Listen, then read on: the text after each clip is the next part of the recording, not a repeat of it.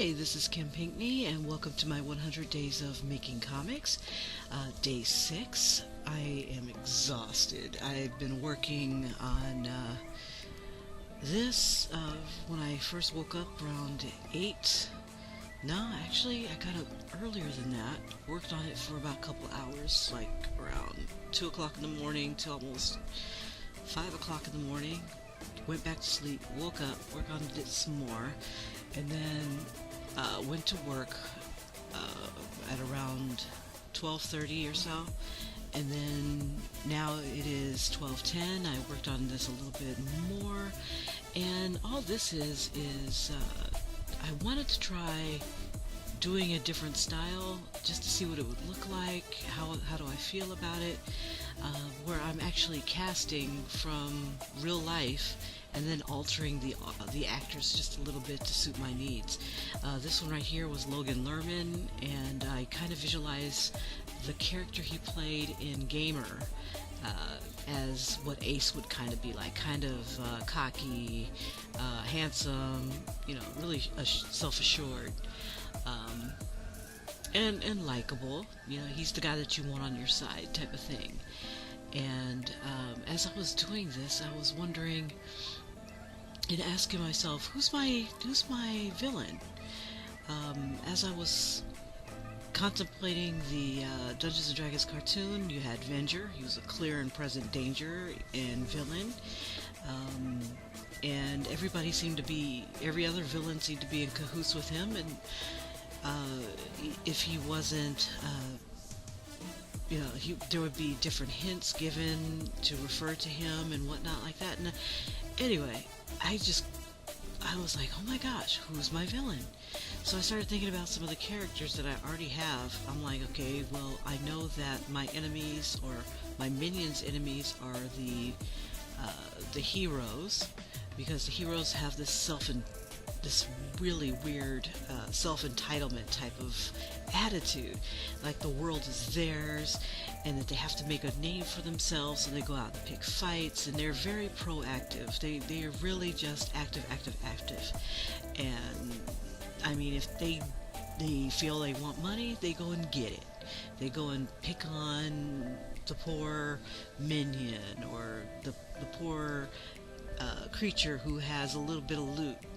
They worked hard to earn that loot, maybe, or stole it themselves, or inherited it, and here comes this hero, bullies his way on in, destroys all your traps, kicks your butt, and steals your stuff. All for a name, And then I started thinking of any of the other characters, how we have the headmistress. Headmistress wants to keep her position, because as soon as there's a valedictorian, she's out of a job. And she loses her magic, she loses virtually everything. So she takes it upon herself to make sure that there's never a valedictorian. There's always going to be a headmistress. Oh, sure, there'll be a few people who come close, but there'll never be a valedictorian. And so she does her thing to handle that. And then from there, there's also the Pretty Princess Academy, and they are just princesses. They're all about themselves anyway. What they can do to attract the heroes and be a queen or an empress of some sort. That's their thing. They could care less about minions, short of do they make them look prettier. There's really not much to them, and they're very vapid. They will use anybody and everybody to get whatever they need. And so I was still racking my brain. Who is the villain? Who do we have? So I started thinking a little bit longer. Who could be my villain? And I'm looking at the heroes and trying to pick out one person. And I'm like, you know what? I don't need a villain. My minions are the villains. I mean, when they get there, they're bad. And so, it's up to them to be a better villain. And they need to not just be reactive, they need to be proactive themselves. They have to make sure that they keep those heroes in check, that they, don't get walked on and stepped on, even though they're supposed to be minions. They're supposed to be servants of whoever lord that they're going to be working under, but they are not some easily created trap. They're not. They're and this is where they made the mistake, is that they chose humans. They have free choice, they have free will, and so they decide whether or not they want to be good or bad or indifferent, and which complicates things. So it's kind of hard. Who's the villain? Who's the bad guy? So there's going to be a lot of shades of gray, I noticed. But I'm like, well, my people are the villain. The minions are the villain. Gosh darn it. So we'll see who is the real villain in this story, because there's going to be a few twists and turns, and I've already come up with how I want it to end, at least vaguely how I want it to end, in their senior year, and who's going to be the valedictorian. And I want to make sure it twists and turns so badly that you'll never figure out exactly who it is, or you might already figure it out. I don't know, but yeah, who's the villain? I was racking my brain. So as the story goes, the true villain will show themselves. So I started coming up with more ideas as I was driving. I found my tape recorder. So I started to, think out loud, speak to myself out loud, and try to hash out how am I going to save Teddy Bear, and who is my villain, and who are the people in your neighborhood. So who are the people in my neighborhood? So I started thinking about the headmistress. Could she be the bad guy? She is a bad guy, but she is not the bad guy. She can't be. Well, maybe she can be. And I want to make kind of like a power struggle. There is the headmaster of the Hero Academy, and he fancies himself pretty awesome. And he openly dates the headmistress of the Pretty Pretty Princess Academy. They'd make a great pair. Everybody thinks of her like Princess Diana and Prince Charles. They're just the talk of the town. They are just the epitome of righteousness. Until you get to the night, it's the whore and Madonna thing. The Madonna is the headmistress, and then of the Pretty Pretty Princess Academy, and or Preparatorium, I'll eventually start calling them by their names, and the headmistress of the Minion Academy. Well, she's the whore. She's the one that is the dirty one. She's the one that brings out. She's like a dominatrix who is over. When the hero the headmaster comes up to her, she dominates him. He is the worm, and she's stepping on him and whatnot. Then that's at night, and during the day, he's with the other girl. And both of them are vying for his attentions, and he pits them against each other, and he ultimately benefits. And the headmistress uses him, of the Minion Academy, uses him to take out valedictorians and things like that. Anybody who is up for the position. And so she always maintains her power. So I have her being that kind of dynamic.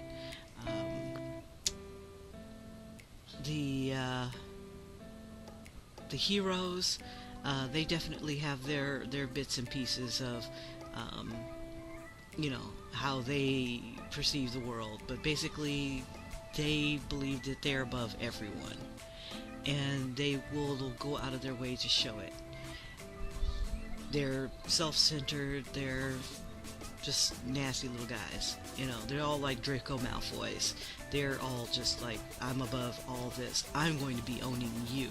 So they kind of look at the minions as if they're going to be their slaves. But who's the real master and who's the real slave? You know, both the Pretty Princess Academy and the Hero Academy folks, they all come back to the minions. Whenever they wanted something done in secret, they go to the minions.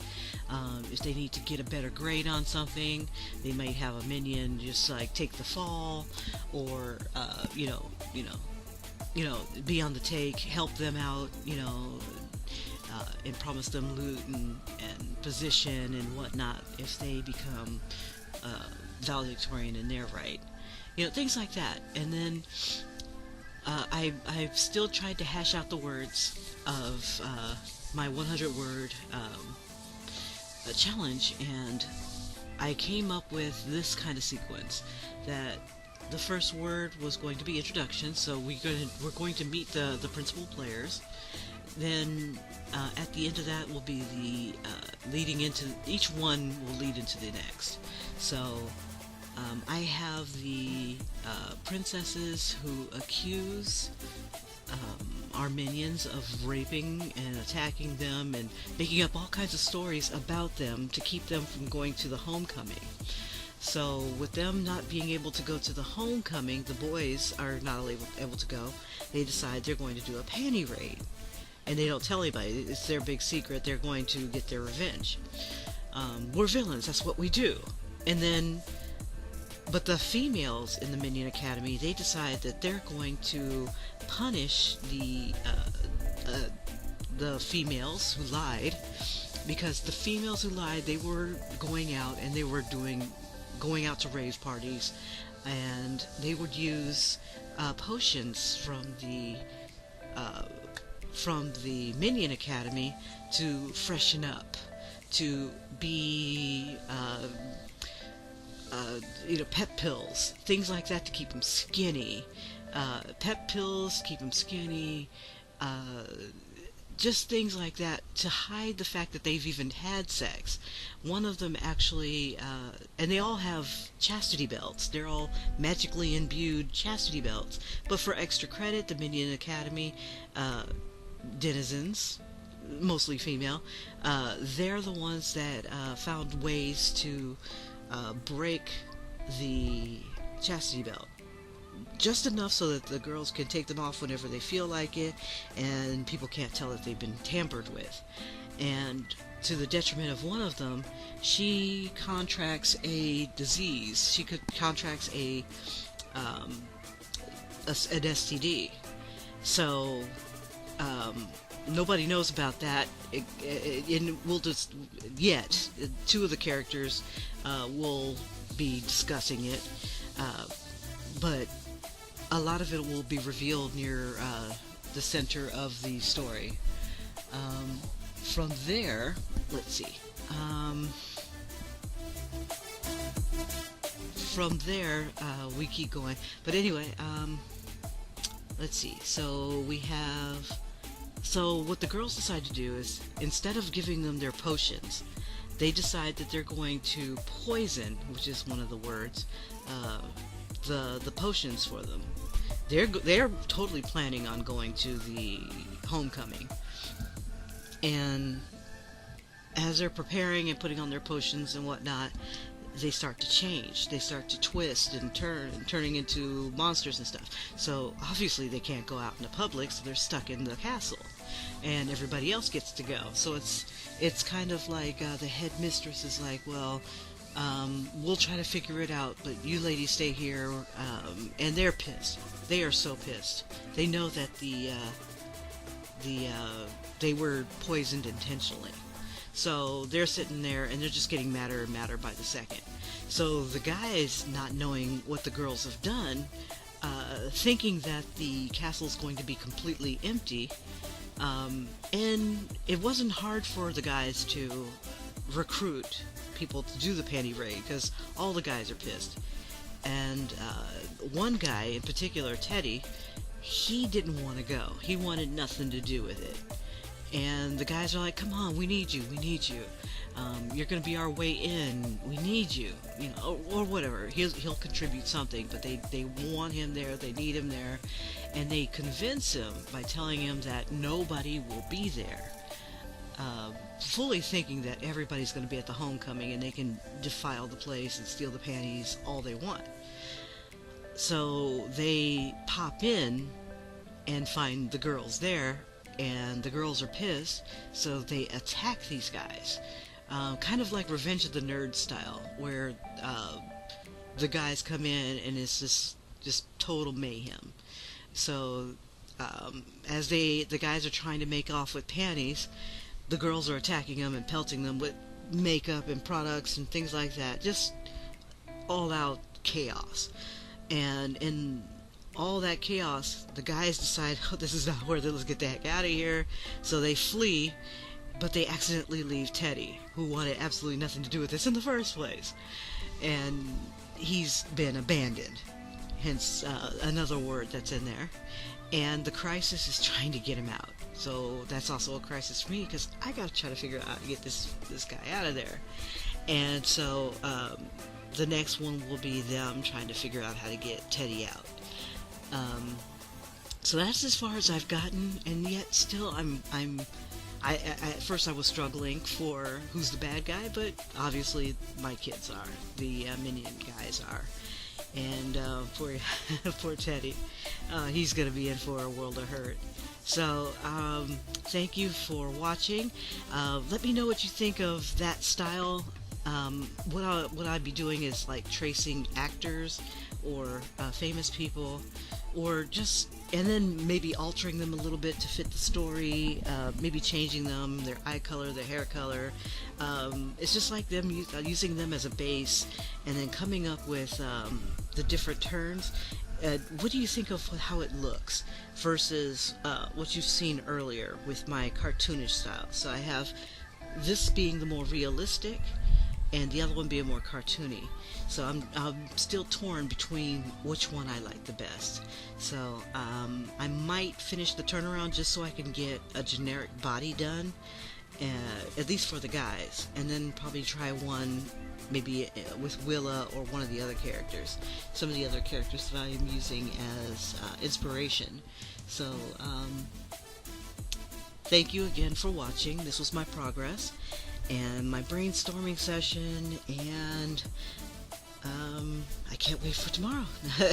I'm just like, I really just so want to keep up with my thoughts and get the thoughts out as fast as I possibly can. I might have to hand draw and then trace because the computer is slow. But anyway, thanks for watching, and I'll talk to you guys tomorrow. Bye-bye.